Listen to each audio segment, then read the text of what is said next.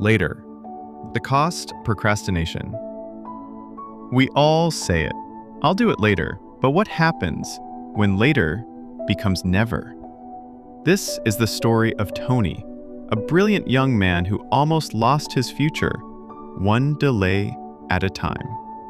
Tony is 24, a final-year university student, smart, but addicted to distractions. Morning alarm rings at 6 a.m. He snoozed it 3 times. Finally, wakes up at 9 a.m., misses his morning class. By midday, promises himself he'll study after lunch.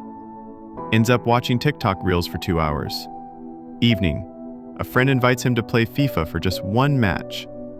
He stays there till midnight. By night, looks at his untouched assignments, sighs, says, "Tomorrow I'll be serious." Lecturer hands back his test scripts.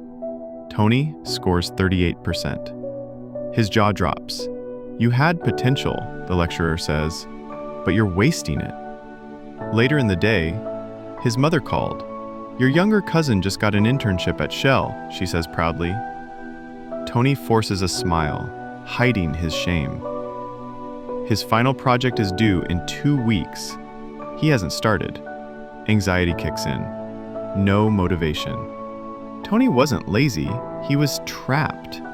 Trapped in the illusion of later, while time silently walked away. One night, Tony visits his old friend Kunle, now working at a tech firm. Kunle says, "You're not failing because you're not smart. You're failing because you keep lying to yourself." He shows Tony his discipline board, a simple daily planner, a Pomodoro timer, and a sticky note. That night, something changed. Kunle didn't make promises, he made a system. He took some steps. Step 1. Daily task list. Every night before bed, he writes 3 major goals for the next day. Not 10, just 3. Step 2. Pomodoro technique. 25 minutes work, 5 minutes break. No phone, just focus. Step 3.